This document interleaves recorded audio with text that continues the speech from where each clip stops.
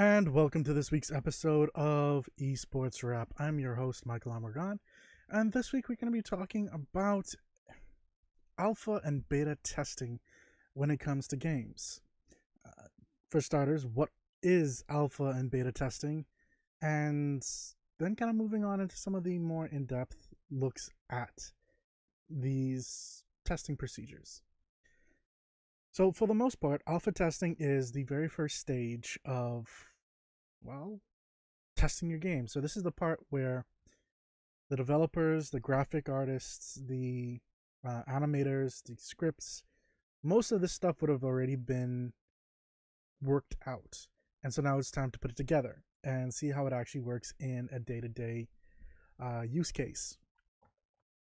And this is typically something that happens first in the studio that's developing it. And so what they do, sometimes they just run it through employees, but then they'll sometimes reach out and get alpha testers. Pretty much what some companies will do is that they'll bring in people in, and I should have turned that off. But yeah, they will bring in people essentially and say, pay them to sit down for X amount of hours and say, hey, do quality control and quality testing on this. And that's essentially the alpha testing that happens. What also can happen is that they can release it to the community, much like what Anthem did. And a number of games throughout the years have done this approach, where they release it to a select few people that they believe will play it enough to then give them feedback. This can be odd when it comes to games like that. I'll continue using Anthem as an example. Now, just as a FYI, I was a part of the Anthem alpha test. I cannot talk about the alpha test as to what content there is, but I can talk around the general synopsis, which is what I'm going to do.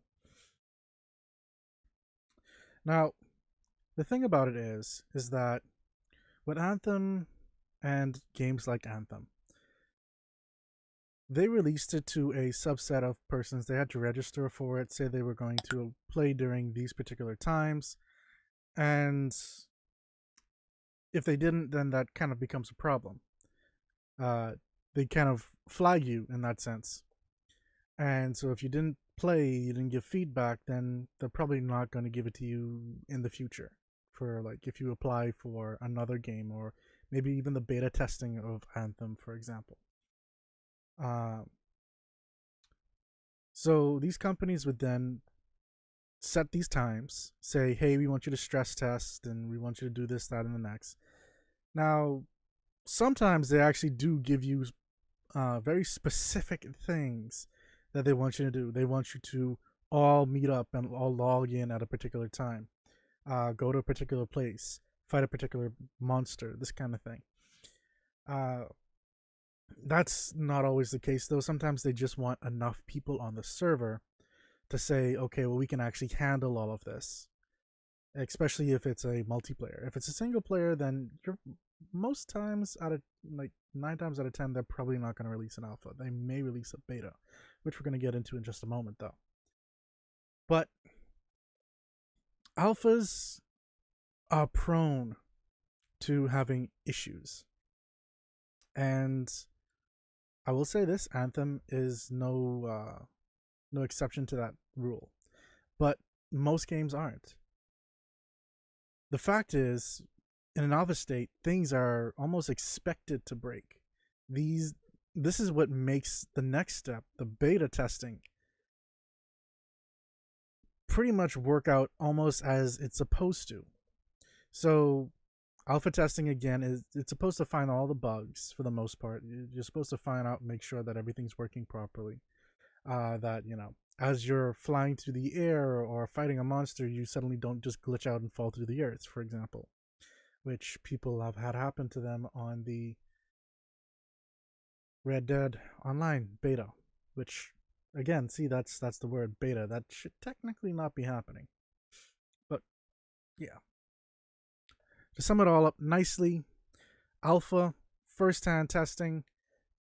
Uh, Sometimes if it's released to the public, then it probably has already gone through in-house testing and it's ready for the first wave of consumer testing and moving things from there and going forward.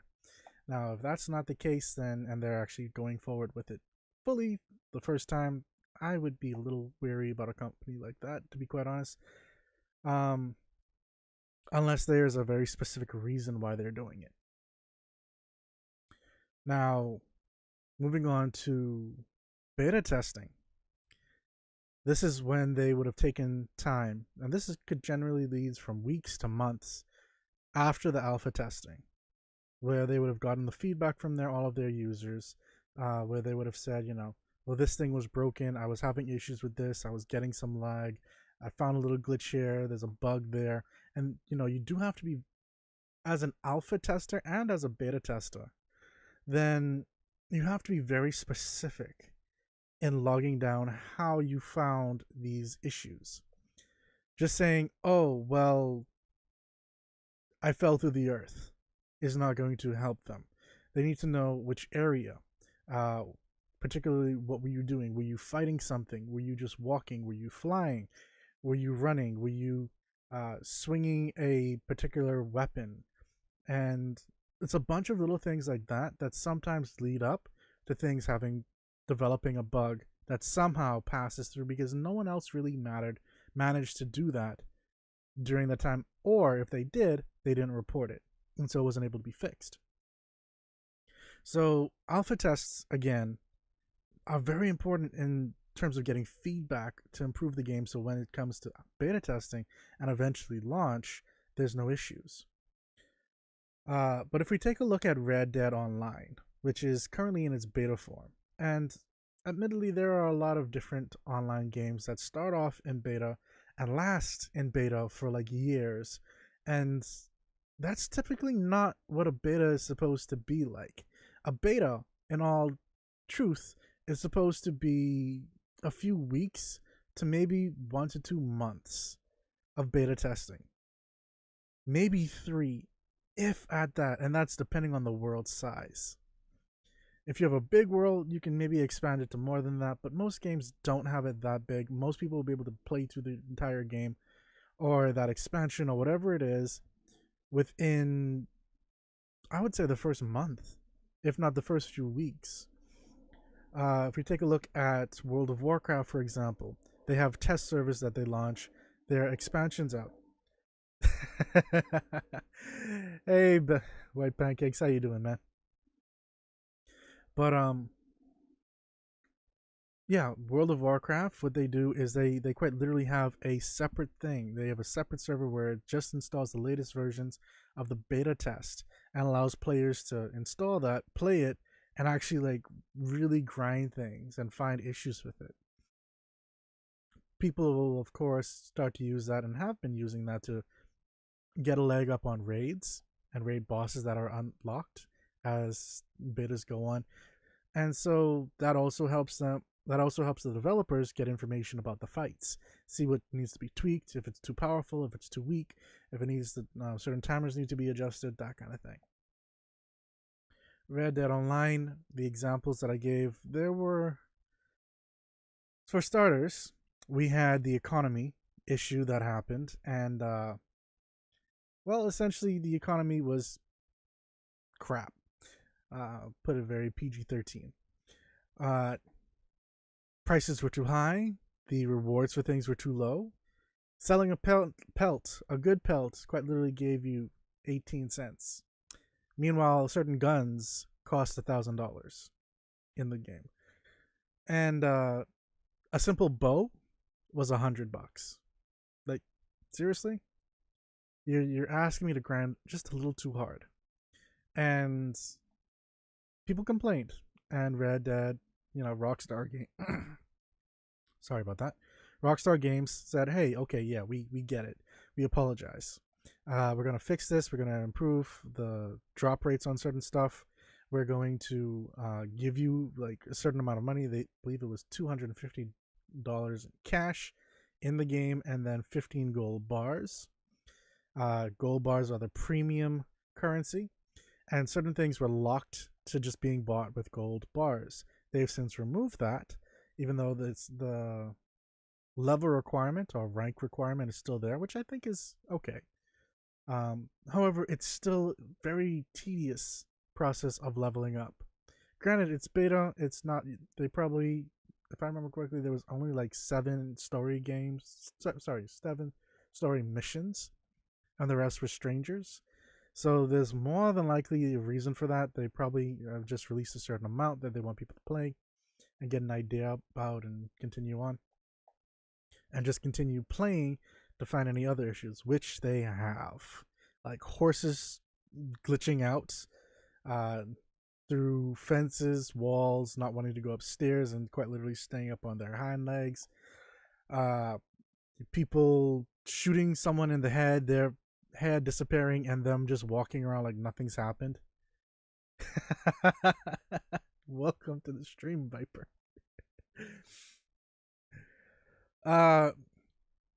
But see, things like that, where you quite literally shoot someone in the like an NPC in the head, and they're still walking around and having a conversation with another person, another NPC. That should have been found inside an alpha, but Red Dead didn't have an alpha, but it should have been in-house. And so that's where the beta comes in.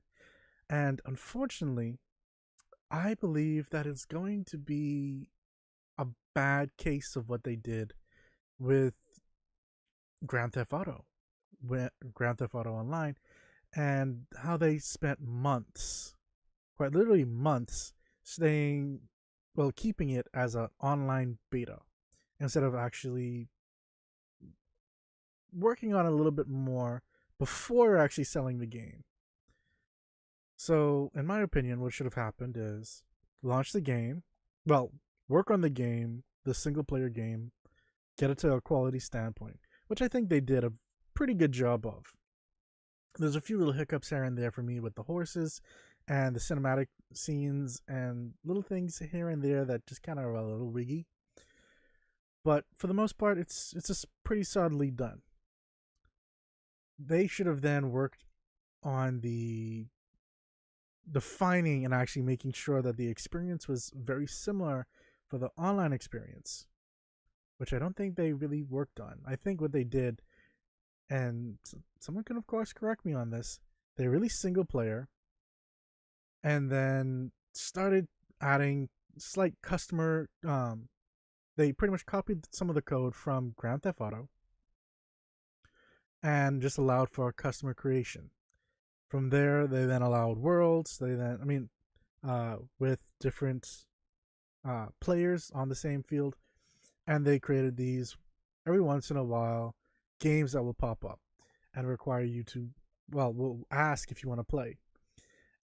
And even that's a problem because it will always pop up on your screen, and if you do accept either that or a mission, for whatever reason, it teleports you away from where you were to the place where the mission or the PvP area is once you're done with that, moving you completely away from anywhere that you would have probably wanted to be. So it's these little quirks, these little things that are a little bit of annoyance. The economy was definitely one that needed to be fixed. I'm sure as more and more people play Red Dead Online, there's going to be other bugs that are found. And quite honestly, I wish developers would spend more time on these alpha and beta topics and their games, I should say. When it comes to... Okay, so there was another game that I had played a while ago, Elder Scrolls Online. And Elder Scrolls did a fairly good job. Dwight is saying quite a few people, gamers down here, don't fully understand alphas and betas and sheer amount of effort that goes into make a game. You're correct. Like, some of these games take years to get to the point where they actually get released. That's why sometimes you'll find a trailer at E3, for example, and that'll just be like a it's not even a demo. They aren't up to the place where they can actually let you play a demo. They are quite literally still developing it. This is just something that the animators made to show it off, generate hype, see how people are feeling about it, and as they're still working on the game. There are many games that do that. And that's why you will have a game that's shown at E3 last year, just coming out the later part of this year.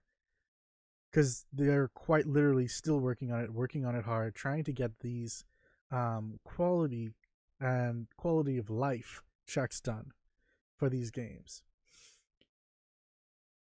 But then these alphas and betas, they still sometimes. Ooh, someone's booing me. Vinius Cross. Why the boo? Is it boo as to the topic? Is it?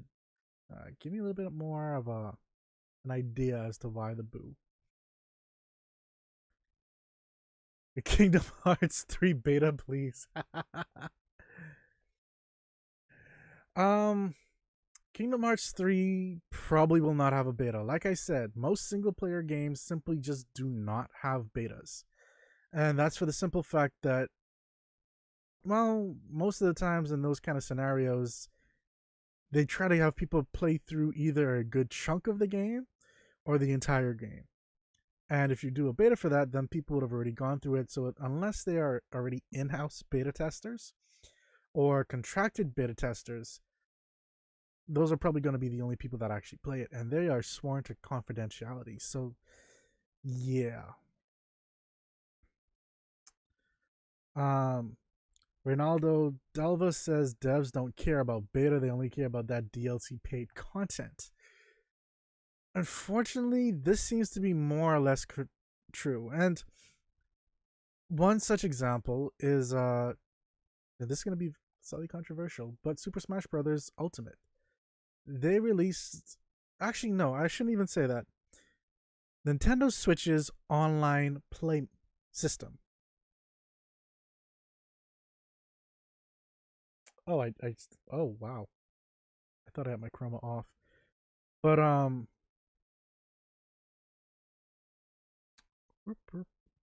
there we go. Thank you for that. Okay, so the issue that is happening with Nintendo's online system is that they were hyping this up for a while, saying, you know, you're gonna eventually have to pay.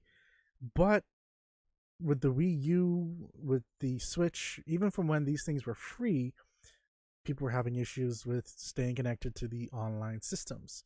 Splatoon would consistently disconnect every once in a while, even in Splatfests. It's it's not an easy thing for them to keep managing the servers, but at the same point, when you get to the point that you are now requesting people to pay for your online service, you need not to be having these problems. Exactly. That's the point of pay for online. But people have been paying for a month now, or I think it's about 2 months now. No, they started it in September, so this is about the third month that it's starting up in, and nothing's really changed. Like, people are still getting disconnected. And if we take a look at Super Smash Bros. Online, the online system for that is horrible. People are having issues when it comes to finding correct lobbies, and the lag that they're experiencing, the disconnections. There was quite literally a streamer that got banned from playing on Super Smash Bros. Ultimate because he disconnected, because he dropped out because of the internet connection. So it's boy, it still needs work, is what I'm saying. And they've had time to get this done. This is Nintendo's system. So in that aspect, it was almost like it was an alpha or beta testing service before they went full gung ho pay me to play kind of scenario. At least that's it in my opinion. This is not the this is not the kind of service I was expecting. Um, Granted, it's better than when I was playing on the Nintendo Wii U, because that would knock me out of games like almost every half an hour to an hour in Splatoon. And I don't really, I was able to play for a good solid 2 hours before I had any issues on this. Uh, just see if I missed anything out. Viper says Fallout 76 is a good example. Oh my gosh, do not get me started on Fallout 76. This was. There's a reason why the developers for one game, I think it's Outer Worlds or something like that, quite literally said, we are the developers of Fallout X and Y, and did not mention any of like the 76 or anything like that. They don't want to be known for the Fallout series that went bad. They want to be known because they were the developers for the good ones. Fallout 76 is a hot pile of I almost said a bad word. Everything about, well, not everything, but a good lot about that game needed to have been developed better before that went out. My pancake says Fallout 76 actually needed a beta and alpha and Steam early access. I completely agree. Dwight Fox says, and release schedule is so hard to hit because the hit issues or things change due to development. And from personal experience with my game product that I'm developing, I tend to change things or run into issues that make update whole systems in the game can push release further away. See, that's something that is actually important, because as a game developer, you need to be very open with your community about these kind of things so that they have a tempered experience when it comes to that. If you're saying, okay, well, guys, we're gonna have to push it back, so these are the particular reasons, so on and so forth, people can kind of understand a little bit better. But that comes with once you have a big enough community that actually can like talk to itself. So it's that one's a little weird, but definitely having a release schedule, that can always change. Any project on a whole, schedules change often.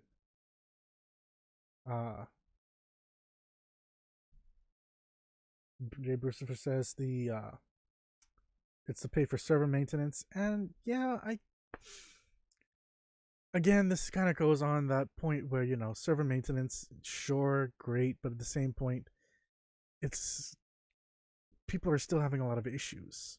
And when you take a look at, sure, it's only like 3 something, actually no, for some people it's like 3 something a month in pounds. But if you take a look at comparable online services like the PS4, the Xbox, which, yes, they cost a little bit more, but you typically don't have issues, and the issues you do have, it's quite literally a worldwide issue, unless it's like something happening within your region or your internet as just by itself. Viper King says Fallout 76 reveal at E3 in a nutshell. Releasing a beta in October to fix problems before release. October hits. Game is released in November, by the way. Yeah, that's kind of the point that I was getting at. Like, alphas and betas, you're supposed to be able to then take that, work on that for a month or 2 or more, and then release it. You need to have it well in advance so you can take that information, work on it, improve it, have it become a quality game. Having it 1 month before, that's not really gonna do it. Ray's saying Hearthstone is free to play. Hearthstone has issues too from time to time. Let's not kid ourselves with that. The Hearthstone, for the most part, doesn't, but from time to time they do.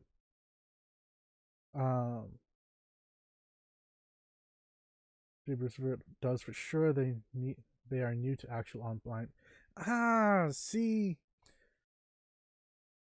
I wouldn't say that they're new, because they had it. They had it. They just were crap at it. I don't really give them that. I don't give them that excuse, Jay Bruce. I really don't give them that excuse. Dwight says I was gonna say Nintendo Online wasn't the best for a long time. They fall in the new trend of release games and iron the kinks out later, and charge full price. See, that's another problem, and that's admittedly one that my co-host Chris gets on me about because I will pre-order a game, essentially giving them money beforehand, and then that there's the belief system that then says, okay, well, we already have this amount of money, regardless of if it's a crap game or not, so we can slow down and like we don't have to push as hard for the initial launch. And that's not how you should release a game. The game should be quality when you first release it, and then you improve upon quality as it continues on if you're going to continue developing the game. That's that's my personal opinion. White Pancake says need some help looking for these PC online problems. Where are they at though? Ooh, PC online problems. I mean, for the most part, it depends on the system that you're using. To be quite honest, well, not well. I shouldn't say the system, the platform. So for example, there's Uplay, there's Steam, there's BattleNet, there's GOG, there's a whole bunch of stuff that have their own online systems that you need to connect through to then play. And it the PC ecosystem is a pile of donkey dung, uh, to put it mildly. Uh, that said, yes, I agree. Uplay is garbage. Uplay isn't a platform; it's a virus. I agree, but it's the only way we get to play Assassin's Creed on PC, guys. Unless we're doing a PS4 share, and that's not always going to work out the best. So we kind of have to suck it up sometimes.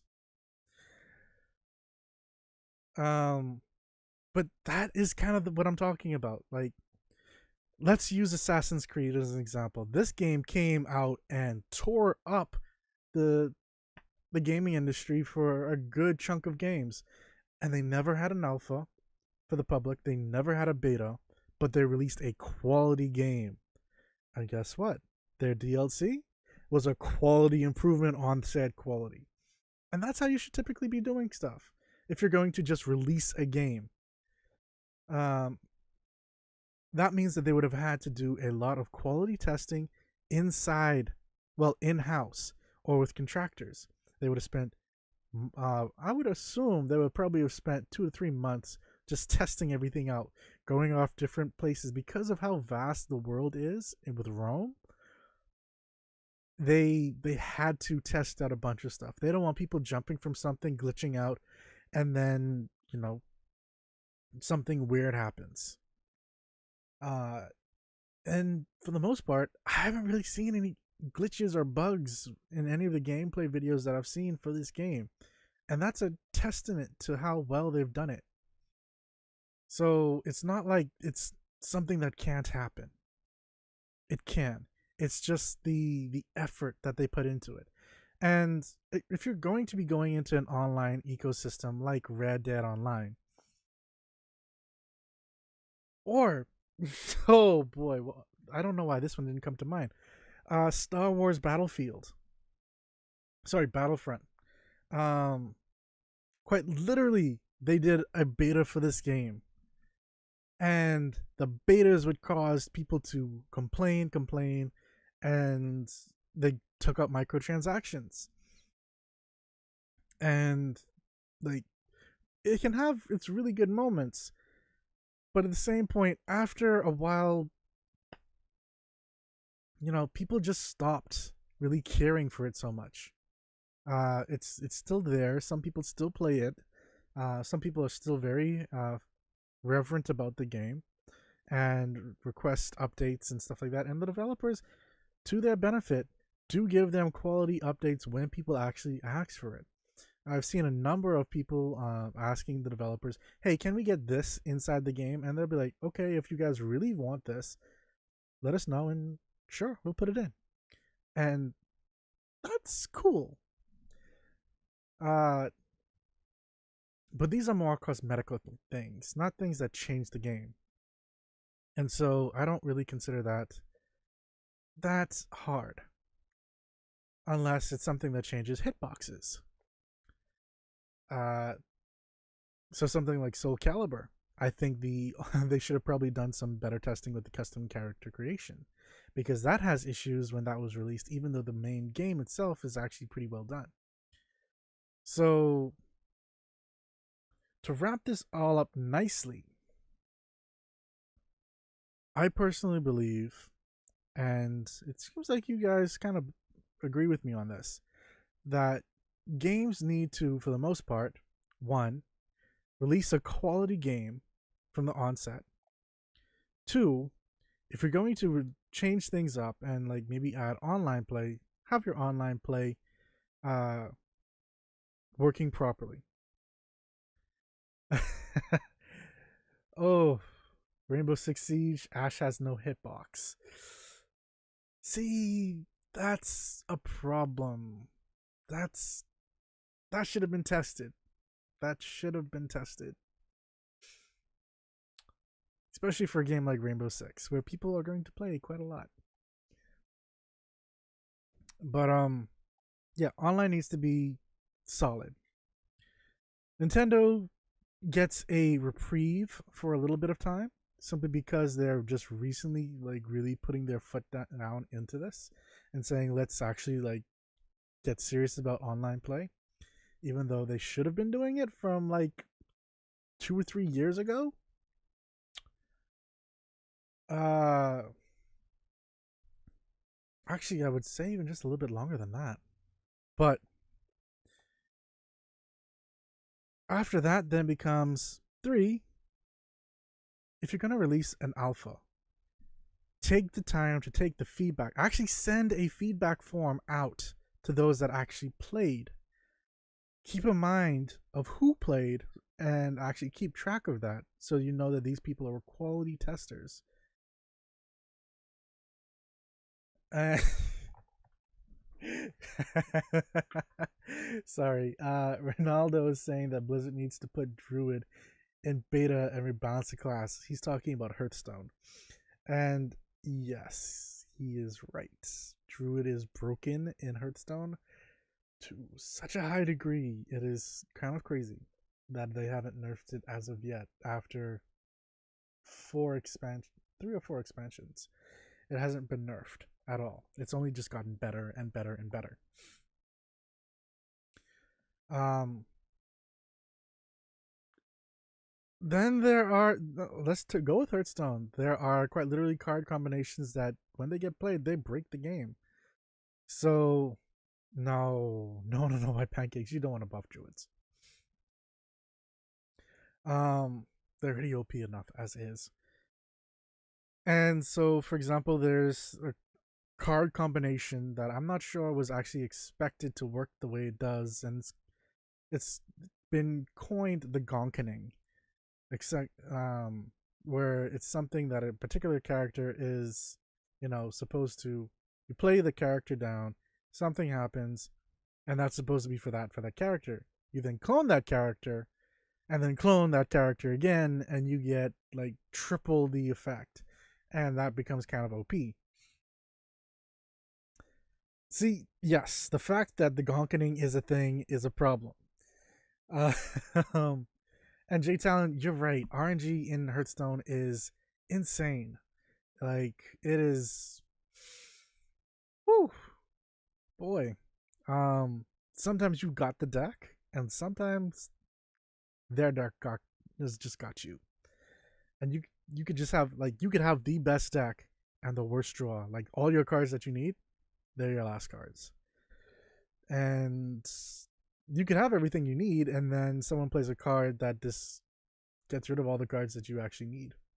Like it explodes your hand, explodes your deck, they steal your deck, a bunch of little stuff. Or they steal the one card in your deck that you actually needed, and now they have it in their hand. Like there's a lot of little things inside of it. But things like the gonkening, like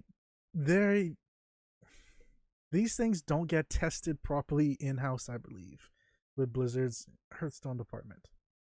Like they say, hey, we're gonna make this particular feature, and then forget that 2 expansions ago, something that they didn't rotate out is a card that just breaks the game when used in conjunction with that. And that's the problem. But I digress. Going back to step 3. Ooh, worried about the new Diablo. Uh, I wouldn't be worried about it so much. It's unless you're talking about Diablo 4. Diablo Immortal is kind of a remake on the Diablo series just for mobile. It's not supposed to replace Diablo, from what I'm understanding. It's just, people weren't happy with the way that Blizzard actually handled it. They gave it hype. They pretty much, from what it seems like, they had information to give out about Diablo 4, but then were told they needed more time to work on it and pulled that particular set of information. And so all they went out with was Immortals, which of course went down and people hating it because, well, you hyped this up to make it seem like it was Diablo 4, and now you're giving us this piece of crap mobile game. That was how people took it. Say throws banana. But actually, from what I saw, the game looked pretty solid. Like, I haven't played it. I haven't really done anything with it. But from what I saw, it looks like it could be a fun little game. My main concern is how well it plays on your phone. Because Diablo's a pretty, even though of how it's built and like the way it looks, it's actually pretty graphic intensive. So it would suck if you then lag in your game because like your system froze up for a moment and then the boss kills you in that few moments, or you kept standing in fire, or something happens. So that's what I'm really concerned about when it comes to Diablo Immortals, and it just high-end games on mobile platforms on a whole. So that, in my opinion, should have a beta before actually getting launched. This is Blizzard though, and it probably won't have one. They're probably going to keep it in-house, maybe do some contractual beta testers, and then release it. So yeah, that's how should I put this? I would like to see Immortals do well, but I don't have high hopes for it, just simply because of how badly they did the PR for the game. And so I'm pretty sure without people even really downloading the game, they're going to rate it poorly. And that's kind of the problem with that too, but that's a completely different episode and topic, I should say. But going back to alphas and betas, well, folks, if you're going to release an alpha or a beta, you should always release an alpha, some kind of how, and do alpha testing if you're a game developer. It doesn't need to be to the public, though. If you're going online, I would probably suggest trying it out for a small subset of people, just to get and see how your servers and everything works and make sure all the functionalities work. Take that feedback, work on it. Take a month, take 2 months, however long. Push the schedule back if it's not good enough. Then once it's good enough, release your beta. Do your beta.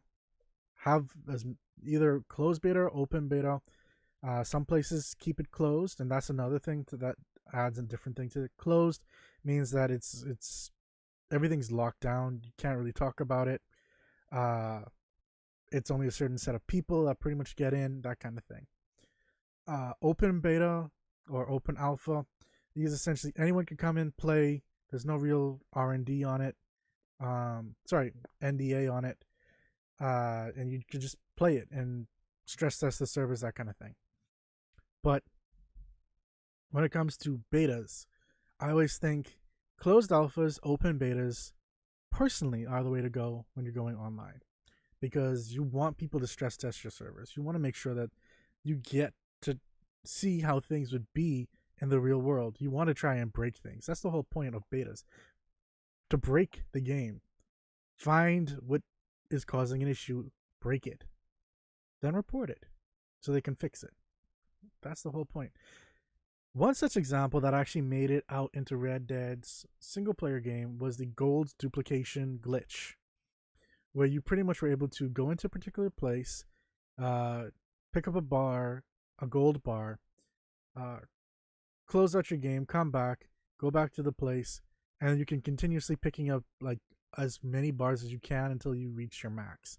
Then you sell the bars and you have a bunch of money. And something like that shouldn't have existed.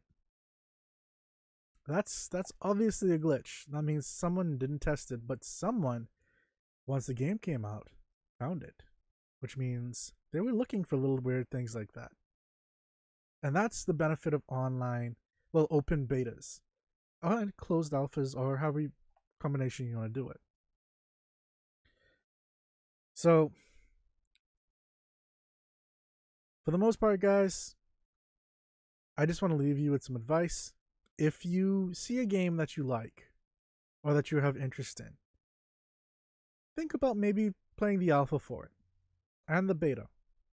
That way you can actually give them feedback and improve the game beforehand. Plus, not only that, depending on what they do with the NDA, you may be able to get some bragging rights to say that you played the game before anybody else. Not only that, well, you just made the game better for everybody else regardless, because you actually took the time to help make the game that you are invested in already better. So that's pretty much it for this episode of Esports Wrap. Don't forget, guys, Esports Wrap is generally on Tuesdays at 6:30 p.m. Eastern Standard Time. MOAR Tech, our other show that talks about technology on a wide gamut of things, is generally on Thursdays at 6:30 p.m. Eastern Standard Time. If you missed any part of this episode, then by all means, feel free to take a look at our YouTube channel, which is youtube.com/MOAR Cookies. So that's MOAR Cookies. You can find any of our past shows like that, or you can also go to moarcookies.com or check out any of our podcasts. If you listen to podcasts, then search for Esports Wrap or MOAR Tech, and you'll find all of our past episodes that you can listen to on the go wherever you are. We're on Spotify, iHeart, Stitcher, Apple Podcasts, pretty much anywhere that you listen to podcasts, we're there. So, and if you guys want to just continue and actually be a part of the community, feel free to jump into our Discord channel as well, and just talk with us about tech, gaming, whatever it is that you want to talk about. We're a pretty friendly community. But until next time, guys, this is MOAR Cookies, signing out.